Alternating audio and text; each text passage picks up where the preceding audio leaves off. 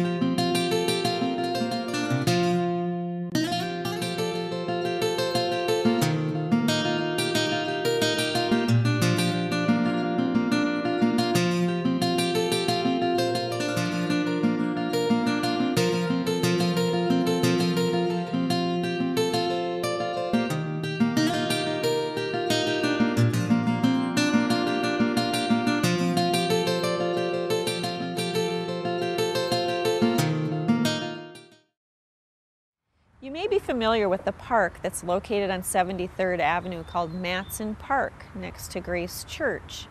And that park was part of a development called Melody Manor that happened started developing just prior to the 1965 tornado.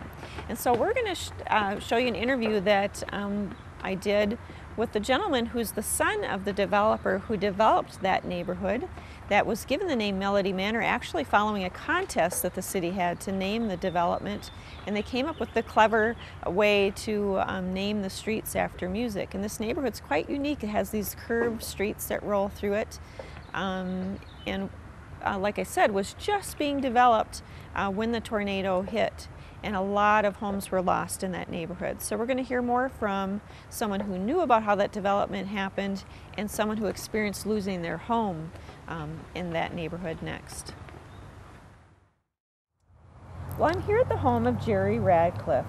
Jerry is one of the people that survived the 1965 tornado and told a very touching story. If you were at the 50-year celebration event for the 1965 tornado at the Fridley High School, and that's where I found Jerry and wanted to kind of share some of his story of coming home that night following the tornado from work to find his house gone, leveled, and his wife severely injured in the basement, and his 5-year-old son missing.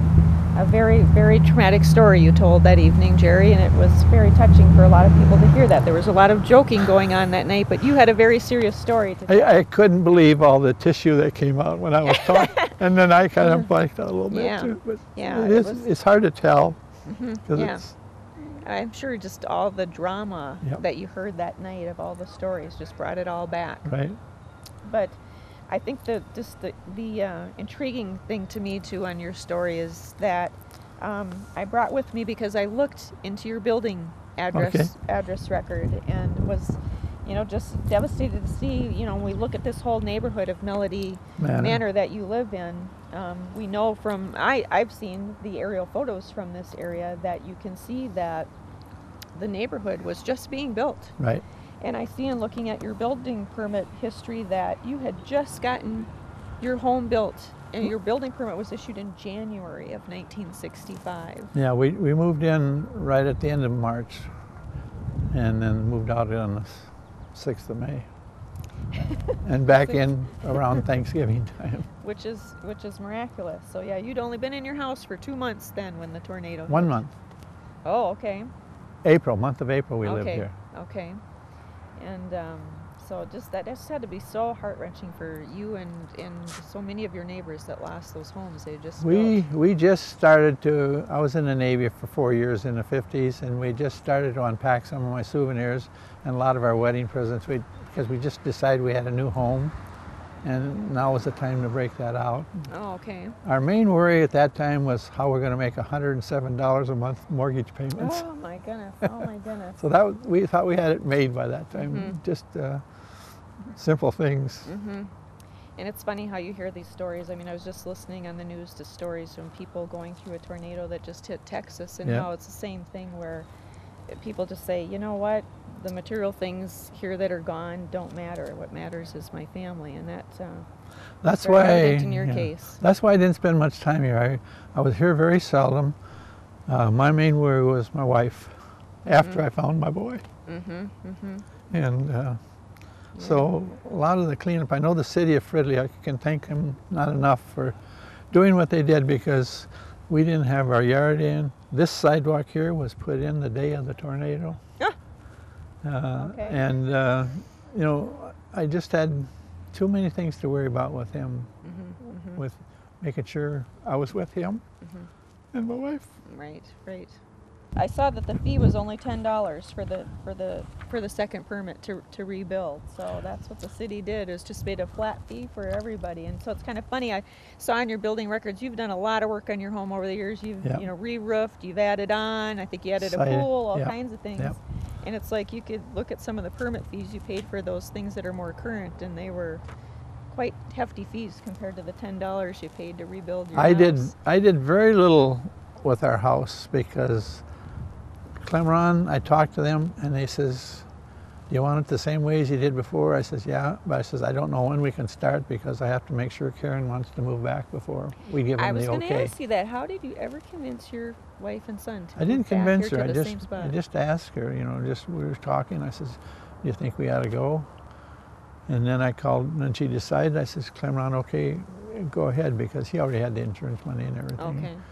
but I very seldom was here. I know I was out here one day, and my son had a little pet turtle, you know, those little 2-bit turtles they have. Yeah. He had that, and he found that about 10 days later in the fireplace. No kidding. So he hugged that thing. It was still alive? It was still alive. Oh my goodness. And it was something of his. So he hugged that like everything. My 30th birthday was the 28th of May, and she had a little party for me with ice cream and cake in the hospital. I don't know, I think the nurses arranged that. Wow. I walked in up there and was just shocked. And the Dr. Lester that took care of her in the hospital for all that time took and tore up the bill. He says, "You don't owe me nothing. If your insurance don't pay it, you don't owe me nothing." It's amazing. There are some nice people. Yeah. Nice people. And that's what you find out. Same thing when Mr. Goodman came to the hospital and picked me up, and we drove all over that night trying to find him. And then he says, "You've got things you have to do at work, but you try to get those done, and then you can free to do whatever you need to do." We rebuilt and moved back in here, and we moved back in here from the furniture store. A very good friend of mine, Marvin and Vivian Godel, lived just over here off East River Road. And we were high school friends. We were with each other all the time during high school. And she was talking to my wife, the last one my wife talked to, and then she says, "I got to run downstairs." So, and the insurance company wanted some kind of a inventory of what you had, so she did that for us. I didn't have to do that because she knew everything we had anyway. And she went to the store with me to buy our new furniture. Wow.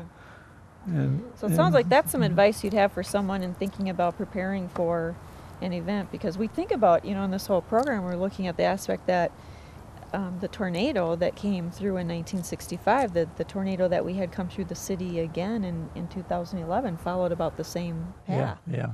And so, you know, as far as giving people advice on preparing for if there's another Fridley tornado, one of the things is inventorying the things in your home is a smart thing to do. And I suppose having that information stored somewhere else than in your home. Well, yeah, it wouldn't be. We got checks and papers and letters back from Wisconsin. They came to the police department, and then they kept them and found them. So, Wow. Yeah, you know, like you said, there are good people when a in the tornado world. comes like this, you don't see where everything in a house goes. You know, you don't see any beds, you don't see any cabinets or anything like that. And our garage door flew over the neighbor's house and fell right where they were doing in their lower basement. And Mrs. Judy Sears held up her arm when the garage door was coming, and she broke her wrist. But it really protected them from the debris. Oh, really? And our Davenport, which sits right inside here, that was in their living room. Wow. Yeah, people wonder why we require sheds to be anchored down and things like that in the code, but that's why, because you never know when one of these storms is going to come through and you want those things to be anchored down. I read the report that Mayor Nee had written to the governor about a week after the storm, and that was the big thing that he went on and on about in the report, that the biggest problem the city staff had, or the city as a whole had, is that there were these people coming in that they referred to as insurance people, but I don't think they were from insurance companies. They were from contractors that would come in and say, "I'll handle everything for you, just let me deal with the insurance company and I'll get everything rebuilt for you, and I'll just take 10% of what the insurance company gives you." And they had a terrible problem with that, and we still have problems with that today in the last storm that came through the city. So be very cautious following a disaster like this. You do not by law have to let anybody on your property, and if someone is soliciting door to door, they are to have identification on them, and you should ask for that, because people have to have a permit from our city clerk to be able to be soliciting door to door. And if they don't have that permit, do not let them on your property, because we want to protect people and make sure that you're not caught in some scam. Interesting things, these storms. Well, I'm glad your whole family made it through okay, and you're here to talk to us about it still. I know there's it's just kind of interesting still to hear all the stories. Even though I wasn't here in Fridley at the time, I feel like it's a big part of the city's history, and I was glad they opened up the meeting on May 6th at school. I didn't know if I should say anything, because a lot of them were just talking about their property, and that's the last thing I was worried about was my property. I had 2 people I was looking for. Right. So, and then Well, I'm glad you did get up and speak, because that's how I found you. and then the napkins came coming out, tissues came coming out. I said, boy, what am I doing here? And so many people talked to me on the way out. I can't believe that story. You know, Yeah. Well, thank you for sharing your pictures. we're having a meeting with too. that author, us and Odette's. Going to put something together on that. Yeah. Too, so. Yeah. We have to preserve this history. It's an important part of Fridley's history. It's hopefully the biggest disaster we ever see. Well, I'm in Matson Park, which is named after the father of the gentleman I'm with, Leon Matson, who became the city assessor in 1966 following the 1965 famed tornadoes going through Fridley. And so I wanted to pick Leon's brain a little bit about the history of what happened following the tornado, because things were pretty different back then. We didn't have a community development department in the city, and a lot of the work that was done to assess the damage following the tornado was done by the city assessor in the assessing department, which was the city assessor, as I understand, right? Correct, yeah, just one person. And we're in the location of Matson Park too, because this area was kind of intriguing that had just been started being built by your family. That's right. And a lot of these homes had just been built, and then were almost the whole area was almost totally wiped out by the tornado. And you can see all the oak trees. Well, now it's elm trees, but it was oak trees when we first started. This is just about an all total oak forest, and Really? we came in and developed. Took down very few trees actually when we developed it, so the tornado took care of the rest of them. Just Interesting. about. So here you worked hard to preserve the trees, and the Right. tornado came and took them out. Right. Ugh, tough. But yeah, it's been. I wanted to focus on this area, so I was so glad I made contact with you, because in seeing aerial photographs that I've seen that were taken by helicopter following the tornado, it was so intriguing to me to see this particular. It's such a distinctive area from the aerial view too, because the streets are curved in Melody Manor, this neighborhood, and all of us at City Hall have wanted to know for years who came up with the idea for the name of the neighborhood, because we think it's so clever that it's all named, has musical names in the names of the streets. We actually ran a contest. You did? Yes, we had a radio station that was doing some commercials up here for us, and so through them we got the word out to people that we were going to have a contest to name the streets, because so many of the other streets were named after old battles in the war and presidents and one thing or another. And we thought it'd be unique to just let the public decide. This area, I think, is interesting too. Talking to you about how it was developed, and that this park came about. You know, when big developments happen, we don't experience this much now because Fridley's fully developed. But when plats are done, a developer either has to pay a certain amount into a park as what we call a park dedication fee, or you have to dedicate park space. And in this case, you decided to dedicate this land for Matson Park here. Right.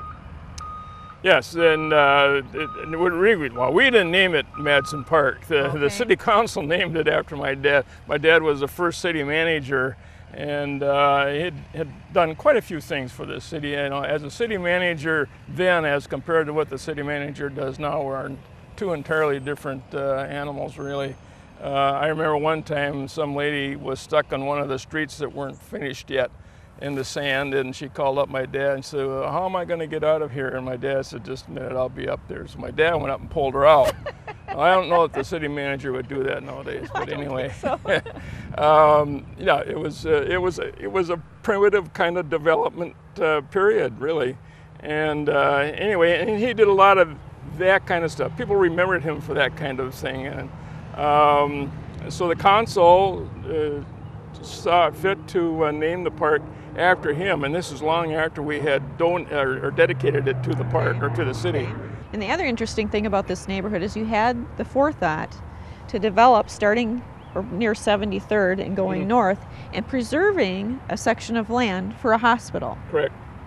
And how important was that following the 1965 tornado? I heard people speak at the event that we had in the 50th anniversary celebration about how there wasn't any trouble getting support for a hospital following the 65 tornado because people that were injured had to be taken to North Memorial, and Mercy had just opened and was overwhelmed. Yeah, it was a big issue, in fact, at that time, and some folks thought that we really weren't ready for a full-blown hospital, and thought maybe just a first aid station type thing, you know, urgent care type thing. Urgent care wasn't known of then, but some kind of a facility like that. And actually the piece of land that we originally had in our mind to dedicate to that kind of use was smaller than what it ended up being. But we ended up securing enough of the land around that area so then it was able to accommodate the hospital and the medical campus that you see now. And so I think, you know, it turned out to be what people really needed. Yeah. Might have been a little bit too early, but at least it turned out to be a good facility. Yeah. Well, it's growing. In fact, there's a new facility that's opened there. I don't know if you've heard of it yet, called Interlude, and that's part of this program as well, that we're looking at that new facility. I think it's intriguing that things were done so differently then. So even following months later, in February of '66, you were dealing, I'm sure, immensely with things as a result of the tornado in your division. Yes, we had to, the first job was to determine the value of the property as of the 1st of 1966 for the assessment for the following year. Well, so we had a lot of houses in a lot of various stages of rebuilding and new building, and so there was a lot of partial construction appraising to do, and it had to kind of follow what Mervyn, the original assessor, did for the tornado damage claims. See, what he did originally, when after the tornado, the first thing that he did, or was told to do, was go out and determine what our value loss was, because you need to know that in order to apply for state and federal aid. Right, because the city had gone ahead and done all this cleanup, brought in extra staff from other communities, not knowing whether it was going to get reimbursed for that cost or not. And so it had to take the chance that then they'd be able to put the emergency declaration together and get that accepted and get that money coming back to the city. And you can imagine what kind of a job it was to go down to what was known then as Northern Ordnance, and then turned into FMC, and now is, I don't know, it's changed identification a number of times, but it's the big factory that's down East Northern River Stacks, Road. Another facility we're featuring in this program. Well, correct, and that's where the tornado originally hit Fridley, was in that area. That's right. And this thing was just about all glass. This was made of glass, even the roofs were glass, or parts of them were, because it saved on electricity for lighting back in the war, at the time they were working in the factory. And that was kind of a popular feature in a lot of the large factories, in order to get them lit, was to put just glass walls and ceilings in. It doesn't work when you have a tornado. So it became a solid roof and pretty much solid sides after the tornado. But again, that was a very difficult valuation problem for the assessor's office, along with all the houses. And I can't even mention how many homes were totally destroyed and how many were probably. 30% of the city. Good chunk of them. Yeah, it was well over 1,000. I know mine was 100%. In fact, we were hit by 2 tornadoes, and we think one of them was the one that came up here and did the damage up here. Our house was definitely diagonally through the city. Yeah, and then it split. Part of it went off over toward Mounds View more, and then part of it came straight north. And the guess is it was quite close to our house where the split was made, because one of our neighbors came out after the first tornado, looked over toward our house and saw a certain amount of it was gone. And then when he heard the next one coming, he went back down the basement, luckily. And then when he came back up, he said, then the rest of your house is gone. Yeah, it was just amazing to see the numbers. You know, because you look at the total numbers of houses and it's not as impressive until you realize that the city wasn't fully developed. The city was probably only half developed at the time in '65 when the tornado came through. Pretty big percentage of the city. Right? Yeah. Yeah. Luckily, we didn't lose any more people than we did. Right. That was the surprising part to me. And actually, after it was all over, I had kind of a euphoric feeling. You know, boy, my family's alive, you know, and we survived this thing. Everybody in our immediate neighborhood, at least, survived it, you know, and I thought, you know, the tornado was second, you know, it was how well we all came through it. Right. The damage was kind of second to just having your family all intact. So you must not have been home then when... Oh, we were, yes. Oh. Yeah, we were you were in the basement, we were in the basement. It's your neighbor that came out. Okay, well, you were in the basement to see. Right, we were in the basement, and we were sitting under the stairway, which we were told was one of the stronger places in the house. I had designed and built the house, so I figured the same thing. Okay. And also, having been a Boy Scout, I brought a crowbar with me down there and a shovel, and my wife was, "What are you doing with all this stuff under the stairway with us?" And I said, "You'll see." And we didn't need to use it to get out, but we came very close to having to use it to get out. I never thought about that, but that's a good tip for people. You always think about, okay, have some water and some food down and disaster preparedness, but boy, you got to think about how you're going to dig yourself out too. Yeah. So I know at the time people have talked about how, you know, phone systems were out, the police and the fire department didn't have any way to communicate hardly to each other, and you know, things are so different now with cell phones. But living through some of the later storms, you know, the 2011 tornado that came through Fridley followed almost the same path as that 1965 tornado, and I got to experience, you know, how our department in community development gets involved now. Now a lot of the role that the assessor was dealing with in '65 is taken on by the building official, and the building official is the one who has to go out and determine what's the value of the damage to the homes, and we turn that into FEMA, and you've only got a few days to do it. Like you said, well, you got to work fast, put those maps together, put those spreadsheets together, and total up those dollar amounts, because there's certain dollar amount criteria you need to meet. After the '65 tornado, the city put together then an emergency preparedness team. Right, afterwards, we honestly felt like an island. Because you know, I know my mother was over in Blaine, and she wanted to come in to see us, you know, see if we were all right. There was no way to calling her and telling her we were all right. And they would not let her in. The National Guard was set up around the perimeter, and they weren't letting anybody in, regardless of what your excuse was. And so unless you had a signed card from the mayor. Oh, later on, then, we all had carried our cards. Since then, the city has expanded upon that. We do have an emergency preparedness team. I know our community development director, Scott Hickok, is our department's representative on that team. They've got a whole, I want to say like a camp out area set up in the lower level of City Hall.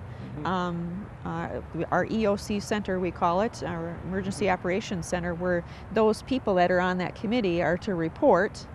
You know, even if it's nighttime or weekend, report into work with their laptops, and they've got a whole system set up so that they can communicate from the basement of City Hall to do all that stuff and take care of things, and of course have now the better communication and equipment to be able to do that even in a power failure. So with the generator systems we have set in place. So we're better prepared now. We learned a lot. Yeah, absolutely. But boy, it was something to go through. It was. We actually had a little bit of practice that same year.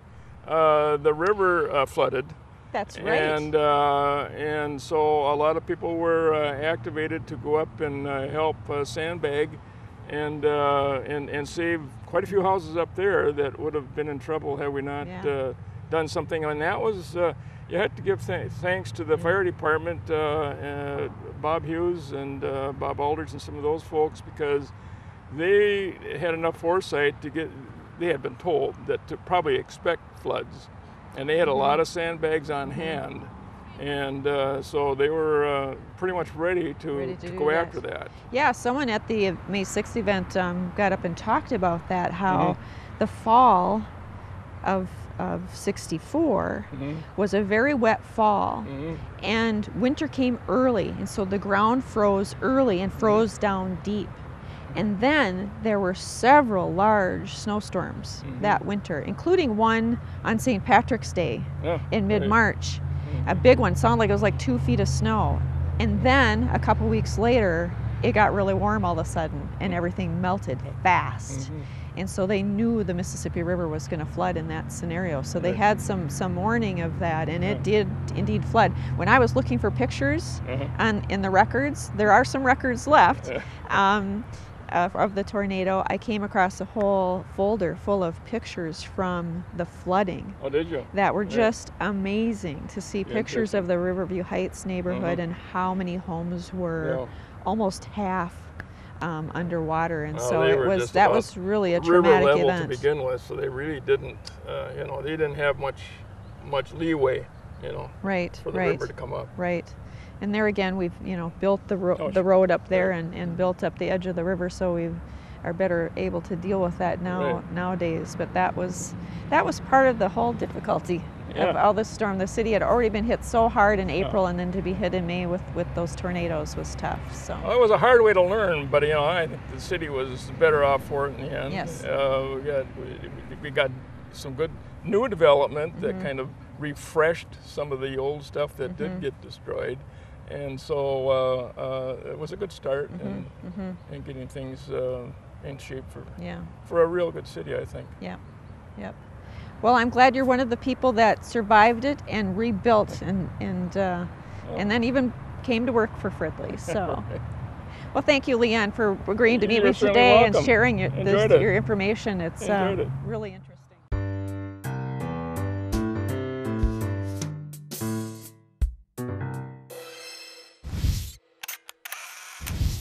Hi, I'm Julie Bieberg with the Community Development Journal's Codes to Know.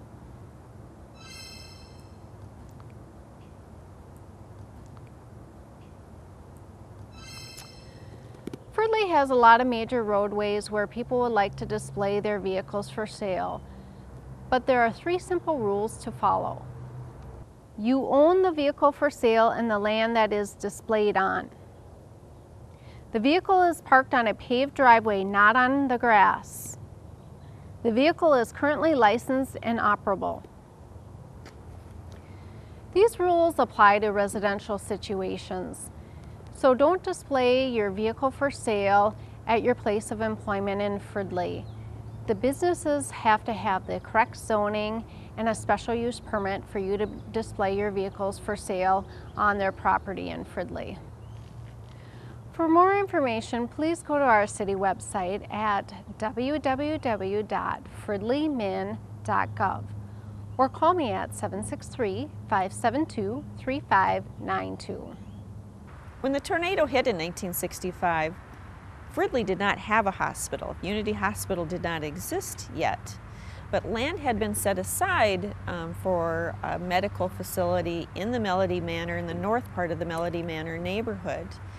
And after the tornado, there was a huge push for a hospital in the area, and that's how Unity Hospital came about when it did, from people concerned in the Spring Lake Park and northern Fridley area that they wanted a hospital in the area, because during the '65 tornado, people had to be transported to other facilities. Mercy Hospital had just opened, and many other people had to be transported to North Memorial and other facilities. So now we have a new addition to the Unity campus that we want to show you. The Unity Health Campus has a new facility that's now connected by Skyway to the Unity Hospital called Interlude Restorative Suites. It's a facility designed to help people recover from major surgeries or major illnesses. Statistics show that 40% of us over our lifetime will need some sort of joint replacement, and this type of facility is perfect for that type of recovery, where you need some special accommodations to be able to get back to your normal life and have physical therapy. So I wanted to show everyone in Fridley this unique and impressive new facility. Well, I'm at Interlude Restorative Suites with Sharon Johnson, who is the administrator and CEO of the facility. Thanks, Sharon, for taking some time to show us the facility today and explain a little bit about it. Well, I'm so glad that you could be here and show the people at home what a lovely facility we have. I'm glad we can, because I was here when you first had your grand opening and I just thought it was so impressive. I know you had a really nice write-up in the Fridley Focus here recently, but words don't describe this facility enough. I think people need to see some of the things that are here to really understand how wonderful it is. And I understand from looking at your press release that there's a lot of people that are potentially going to need a facility like this in the future. Yes, well, we know the baby boom generation, of which I'm a member, is getting to the point where they're needing knee replacements and hip replacements. And I think for many people, not just of my generation, but many people prefer to go to a place that they see as a rehab and maybe more medically oriented facility as compared to a traditional nursing home. Now, we have many wonderful nursing home facilities that provide rehabilitation, but this is just a separate facility. It feels more like a hotel when you walk in here as opposed to a traditional facility. And we really try and emphasize, really quick rehab so that somebody is getting rehab 7 days a week. They're getting the care they need to get home as quickly as they can. Yes, yes. And I understand a big part of this facility and that whole theory about people being able to rehab quickly is keeping things very peaceful and quiet for them here, which is very different than a typical hospital stay. Yes, before I worked here, I did work in a hospital unit, and there were always overhead pages, it seems. There were always alarms going off, and that's just part oftentimes of a health background. But we do know that rest is restorative, and so we don't have overhead paging, we don't have alarms. Staff wear walkies with earpieces so that they can communicate that way if they have a call bell. I see even the term bell isn't really applicable if they have a call signal go off. And so the feedback we've had so far has been really great. We know that we want to provide excellent clinical care and excellent rehab, but I do think people talk about our food when they leave. I would believe that from what I've seen from the menus and the selections that people have, and just the versatility of people being able to order what they like and when they like. Right, right. Yeah. And of course, the physical therapy is a big key of it too. I've gotten to experience helping a father get over having a knee replacement and opting to go home right from the hospital, and that was a job.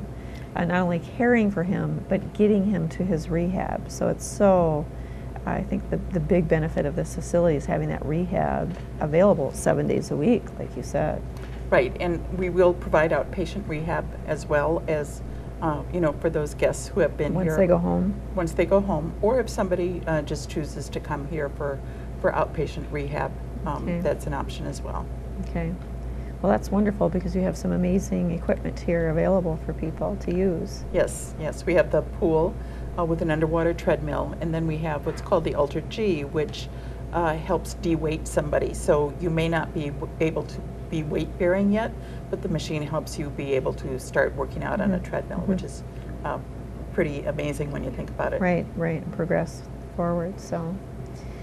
Well, I understand we can go on a tour and take people to look at the facility, so we will do that. So, terrific. Thank you. Thank you.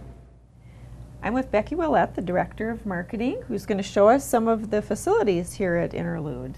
Thank you very much. It's my pleasure to do so. What we're standing in here is an example of one of our private guest suites. Okay. And the three major focuses of Interlude Restorative Suites is that we provide high technology therapy, excellent clinical outcomes in a very high hospitality environment. So here in the guest suite you can see some of our hospitality elements. We have a refrigerator and a microwave in each guest room. The clock radio on the bedside table is Bluetooth, and it's also a charging station for any electronics someone may choose to bring. The mattresses on the bed can be either set up for a firm mattress or a soft mattress depending on what the preference of the guest is. Okay. And the beds raise and lower depending on the needs of the individual. Each guest suite has its own private shower and bathroom so that everybody's got their private space. Here at Interlude Restorative Suites, we very strongly believe that sleep is restorative. And unless there's very good medical reasons, we try not to disturb our guests during the night. So there's a number of really important elements that are built into our guest suites to accommodate that. The first of which is this nice big heavy door. When the door is closed, it really does deaden the sound from the hallway. Okay. And then our nurse call system is silent. So there will never be any overhead paging, there will not be beeping or alarms going off in the hallway. It just sends a signal to a headset that our staff are they must wearing. wear headsets. They then. do, they wear Okay. these funky little headsets, but it keeps it nice and quiet so people can rest. Being able to choose your mattress and being able to choose your pillow helps our guests find a comfortable sleep. Okay. The guest rooms are also set up with all the equipment someone would need for a rehabilitation stay. If they need a wheelchair, there's a wheelchair here. If they need a walker, there's a walker here. If they need something to help to put their socks or their shoes on, those pieces are here as well. Okay. Okay. The televisions are a really cool part of our guest suites. They're smart TVs, so they connect directly to the internet. And that in and of itself is kind of cool. It's kind of Yeah. fun. You can do whatever it is you want. In our partnership with Allina, however, we have access to the Allina Health video series. When someone comes to Interlude Restorative Suites, something has changed for them. Something has happened. And they, in order to get well and go home and be well and stay well, they probably need some education on how to manage their new diagnosis of diabetes, how to manage their new diagnosis of heart failure, how to properly exercise that new surgical joint. And by accessing those health videos, we can do that right here in their guest suite. So Becky, how do the food services work then here in the private rooms? That's a really good question. We are so proud of our culinary services. We have culinary school trained chefs that are on duty from 7 in the morning till 7 at night. And they cook whatever our guests want, whenever they want it. We have breakfast, lunch, and dinner menus, but there's no time frames associated with them. So if you want pancakes for dinner, you can have pancakes for dinner. If you want pizza for lunch, you can have pizza for lunch or for breakfast, whatever works for you. I did ask our culinary team the other day how often they actually cook what's printed on the menu, and they said it's only about 25% of the time. They can accommodate any palate, any diet, any request, just simply by modifying the food that we have available. Okay. We modify for cultural differences. We had a guest at one point who was from the Philippines, and our Okay. staff was making her fish and rice for breakfast because that's what her palate was used to. Well, now we're in a bariatric room, which I understand is designed for people that are heavier, right? Right. The bariatric rooms are designed to accommodate guests between 300 and 600 pounds. As being physically connected to Unity Hospital is a bariatric center of excellence. Oh. And we wanted to be sure that any patient that was at Unity or any of the other surrounding hospitals could feel safe and be safe as a guest here at Interlude. So we have a number of features in this room that help accommodate guests of size. Okay. The doorways are wider, Okay. both in the entryway and entering into the washroom. Okay. The beds are wider, and they are also adjustable. They can be made a little bit longer or a little bit wider to Okay. accommodate people. And then this is the ceiling lift system. The ceiling lift system accommodates up to 600 pounds and allows us to move an individual around the room safely. Keeps Okay. the guest safe and it keeps our employees safe. Okay. So they're able to use that not only to get in and out of bed, but back and forth through the restroom. And, Correct. Okay. Interesting. Some of the other things in here that accommodate a guest of size would be the size of the chair, the size of the wheelchair, and the walker are all just a little bit larger. Okay. The room seems a little bit larger too. It probably is a little bit bigger, Okay. Okay. but other than that, all the other hospitality elements are the same. Well, Becky, I think this is my favorite part of this facility. Having had a father go through a knee replacement and having to drive him every day to his therapy 7 miles away, this is what's cool about this place, is that you can have your therapy right where you're staying. Right, we do have this very high technology therapy space available here right in our building. Our therapists provide therapy services to our guests twice a day for physical therapy and twice a day for occupational therapy. It really helps people to recover more quickly Yes, and get home yes. faster, which is part of our better clinical outcomes. Okay. We talk very often about our high technology therapy, and some of those elements are really evident here in this room. The AlterG treadmill in the back is actually designed by NASA, and it helps to reduce the amount of weight that an individual is bearing on a joint after surgery or after some sort of event where they need to be careful. And it helps them kind of ease into that therapy and build It up their does. strength. It does, and the Ultra G is really cool. We are one of only about 5 sites here in the metropolitan area that have one. The Twins have one, the Vikings have one, the Timberwolves have one, Mayo has one, and we have one. Wow. So, pretty cool. Yeah. Pretty cool. Some of the other high technology equipment we have are these resistance training machines. One's an adductor for your legs, and this one is a leg press. And if you've ever worked out at a gym with a traditional weight stack, that weight stack wiggles around a little bit. These are pressured with air, so that resistance is air pressure, and it's much gentler, it's a much smoother movement, and it's really beneficial for that joint recovery. Okay, okay. The other piece that is in the therapy space here that is important is our ceiling lift. When we were up in the bariatric room earlier, we looked at the lift in that room. We have the same system here in the therapy gym, so we can move a guest anywhere they need to be in the space safely. Okay. Well, at first one might think that you have a kitchenette here for the staff's use, but I understand it's part of the therapy as well. It is part of the therapy. Occupational therapy focuses on the things people need to do in their daily life.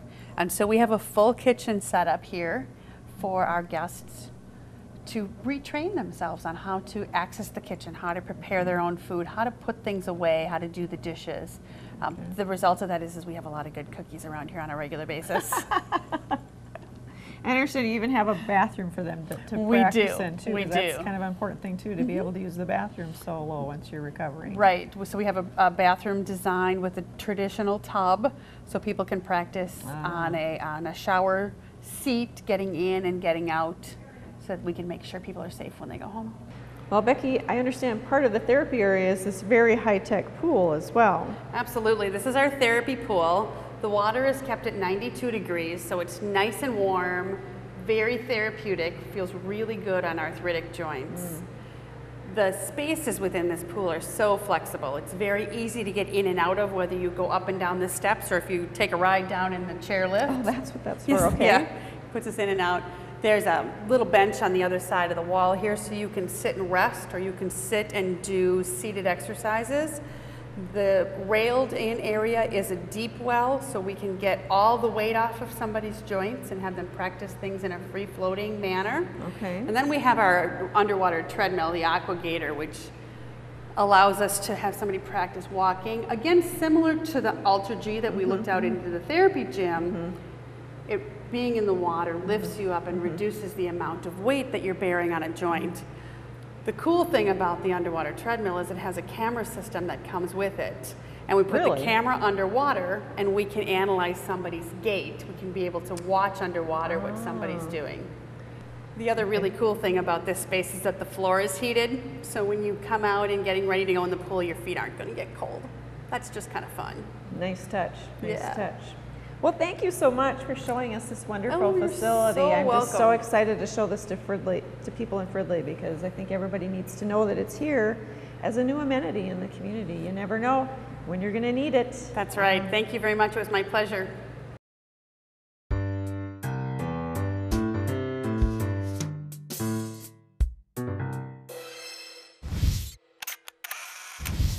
Hi, I'm Julie Bieberg with the Community Development Journal's Codes to Know.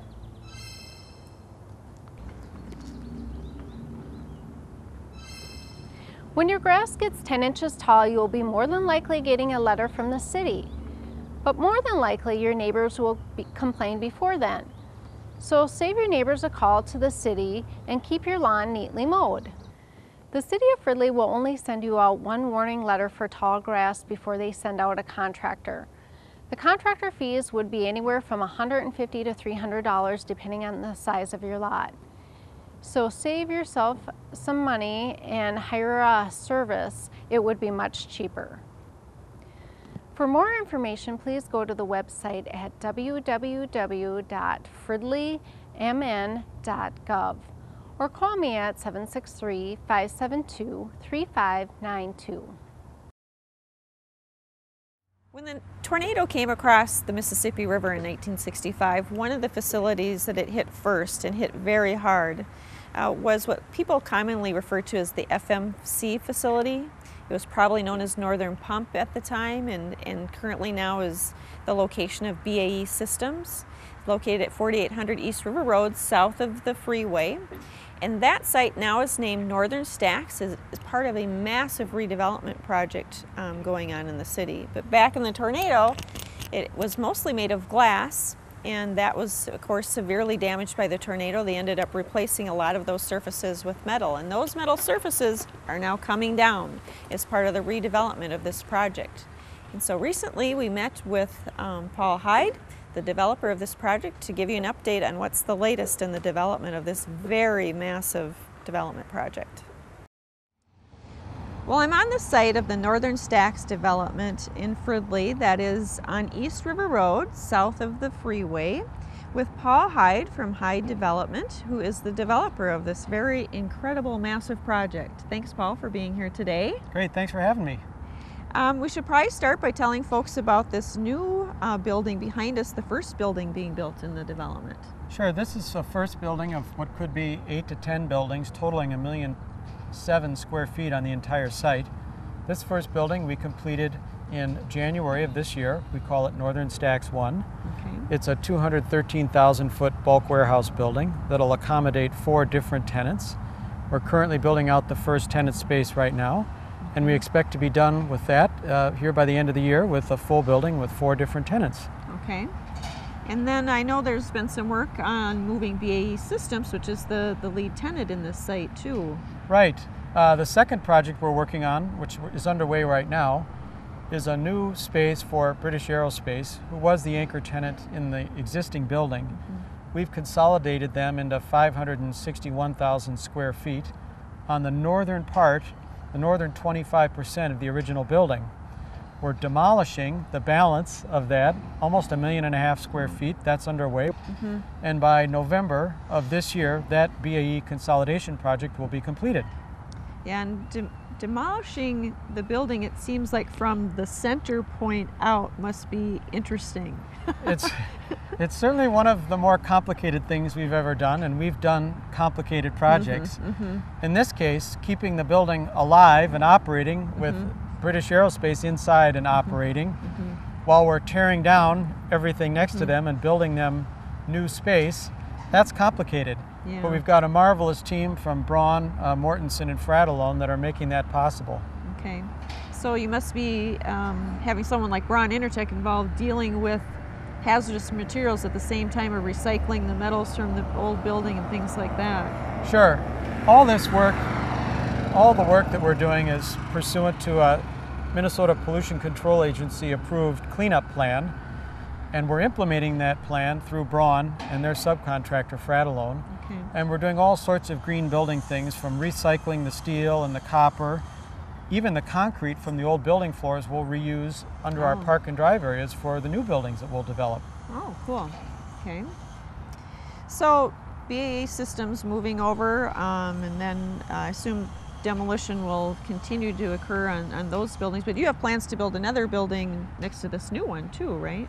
Yes, we'll finish demolishing the existing building, BAE building here, probably in the late fall. Okay. In the meantime, we're planning to start our second building on this south part of the site. We'll call that Northern Stacks 2. Okay. Here this summer. That'd be a 135,000 square foot office warehouse building. Okay. And we probably should mention that the site is being named Northern Stacks after the stacks that are still on site that have quite some history here. Great question, thank you. We came up with a name for the project, Northern Stacks, based on 2 things. The original company here, the predecessor to BAE, was a company called Northern Pump that got its start in the Second World War making gun turrets for Navy battleships, cruisers, and destroyers. They were so good at manufacturing those systems for the Navy over the course of many years, they were awarded 5 Battle E awards. The Battle E and those 5 stars are painted on the stacks that were the original boiler room for the site. We're going to keep those stacks and those Battle E's awards as a reference back to the site's proud past and history. And it gives the place some character and soul that you might not see on an otherwise suburban greenfield redevelopment site. Right. And I think that history is important to a lot of people in Fridley. I've talked to a lot of people who worked here in the past and still live in Fridley, or their parents worked here, and so I think people are enjoying seeing that piece of it stay on the site. We sure get feedback from all the tenants that we see talking about the history of the site. Yeah. Well, it's quite the project, and I'm just amazed that it is proceeding the way it is so quickly. I mean, this is a multi-year project, and it's coming along faster than I dreamed it would when we saw the original plans. Good. Well, it's coming along a lot faster than we thought too. We're ahead of schedule, and look forward to showing you the rest. Good. Well, we'll look forward to some updates as time goes along. Great. Thank you. Thanks, Paul.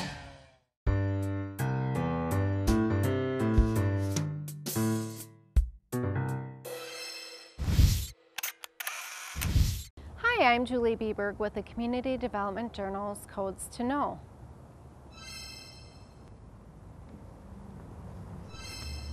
Garbage can placement is one of the most frequent complaints that I hear, and people do have a right to complain. City of Fridley Code forbids storage of garbage cans in the front yard, so please be respectful of your neighbors and store them in the proper place, which is in the side or rear yard. On collection day, don't place your garbage or recycling carts in the street. Place them at the curb or in your driveway. For more information, please go to the city's website at www.fridleymin.gov or call me at 763-572-3592. I think what's most interesting about the 1965 tornado file that I had an opportunity to go through is looking at the statistics of the damage and how quickly the city recovered. It's just amazing. There's a report here just 6 months following the tornado where 30% of the structures in the city were either damaged or completely destroyed. That 98% of those damaged and destroyed buildings were completely restored already 6 months following the tornado, which is just amazing. So Fridley really came back quickly from that event. And like I said, nowadays we handle things so differently. We're so much better equipped to handle those emergencies. And one of the things that we've improved on too that I wanted to update people on is now on our newly designed website. You should take a look if you haven't taken a look. It's real easy to search for things now. If you're interested in looking at your property records going way back to 1965 and earlier, depending on when your property was built, you can do that now on most properties. We have scanned a majority of our building address files, and we're up to the letter R in the streets at this point of this filming, and increasing that every day. We haven't done the numbered streets yet, and so there's a way you can go on the city website and look at those property records all scanned from the comfort of your home. So sometime when you're interested, take a look at that. Also wanted to let people know that we are in the midst of our systematic summer code enforcement inspections right now. We have a new staff person working for us for the summer. Her name is Katie Smet. So keep in mind that these inspections are going on in all residential properties in Fridley this summer, so get your property ready for those inspections. If you have any questions about what needs to be done in your property, or if you've gotten a letter, please don't hesitate to give us a call in the Planning Division at 572-3592. We'll be happy to help you through that process and answer your questions. Thank you again for watching and taking an interest in development in Fridley.